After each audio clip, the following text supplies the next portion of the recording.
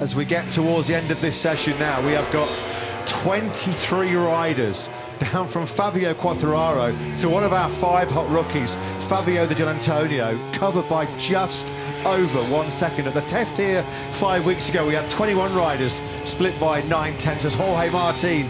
He's always got the speed for a one lap, hasn't he, Jorge Martin? He goes top of the pile, the first sub-132 lap of the weekend. Martin then down to a 1:31.904. And Bezecchi, like, that's Marco impressive.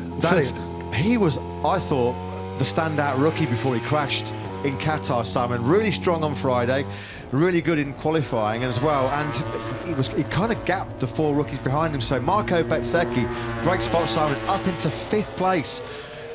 Guys, I've got to mention, before it gets too exciting here, what these guys will be dealing with out there with these low grip conditions.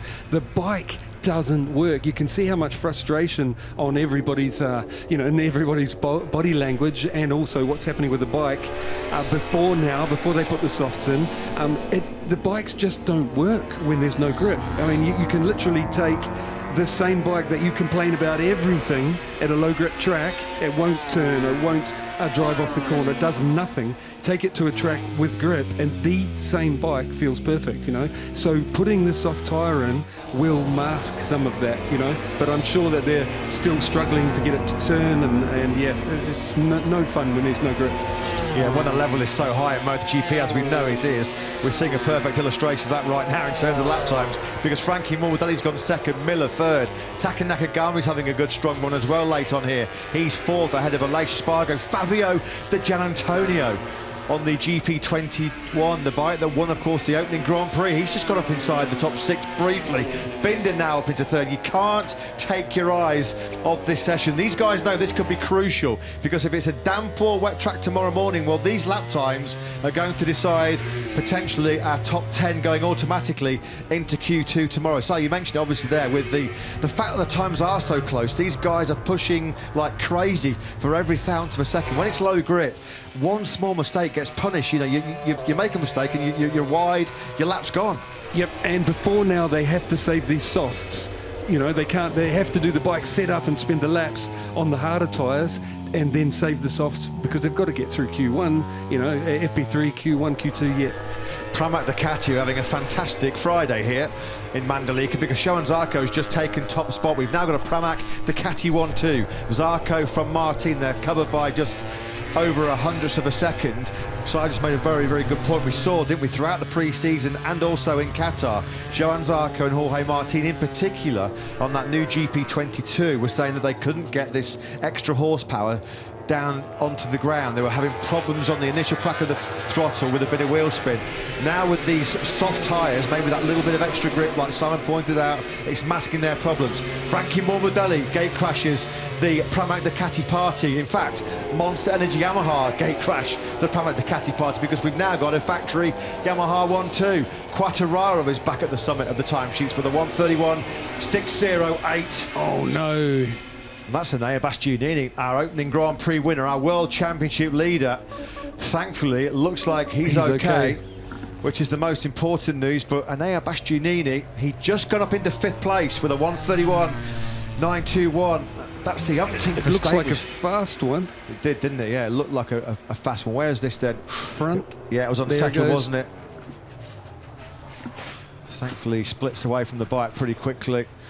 I guess he's probably more frustrated with himself more than anything, because he's perhaps thinking now, well, is that 1:31.921 going to be good enough to cling on to a place in that all-important top 10? It may well be, because we're winding now down into the final 50 seconds of what's been a really intriguing session. Down to Marc Marquez. Marc Marquez is down.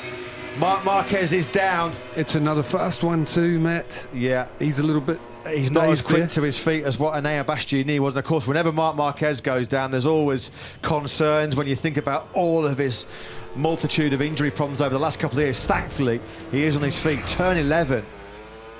Oof. That's faster, right? Oh, a couple of, well, three. Washing machine treatment in the gravel. Yeah, 3 or 4. I think he's going to be fine, yeah. He's going to be fine. Just for wonder, but in fact, got a bit of gravel under the vise there, or under the chin piece, but This is what happens when, as we said, the lap times are so close. It's such an intense fight in MotoGP when you've got to put it all on the line in time attack mode. The mistakes start to creep in. Now then, Marc Marquez, where is he? Trying to pick him up. Well, he was way down. The other thing that happens, Matt, is when you put a grippier rear tyre in, it's usually the front that lets go after that, you know. Yeah, the fresh grip of the rear, it pushes the front end. So two big hitters in this year's World Championship, having late drama here in FP2. And now Bastianini, he's crashed. It doesn't look like that's going to cost him a provisional place in that top 10, of course. They'll be hoping for a dry FP3 tomorrow morning. Marc Marquez will certainly be desperate for dry conditions when that third practice session gets underway tomorrow morning, because that crash has left him dumped down in 21st place.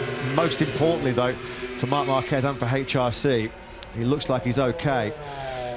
He's threatened that, though, a couple of times in this session. It's been quite a scrappy session for the 8 times world champion. Maverick Vinales, 12th. That's not bad from Maverick Vinales. His teammate, Aleix Espargaro, he's going to be 7th, so one of the Aprilias inside that top 10. The checkered flag is out.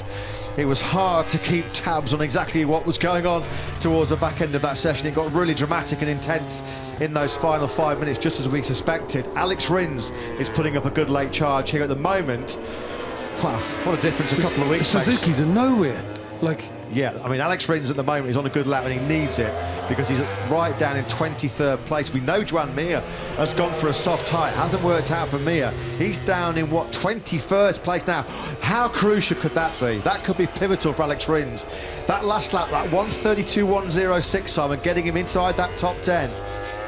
oh, completely. I suspect it's what I was saying, like they're so much better on the rear tyre, they can use a softer one, but right now with the lack of grip and stronger tyres, I think they're having trouble making them work.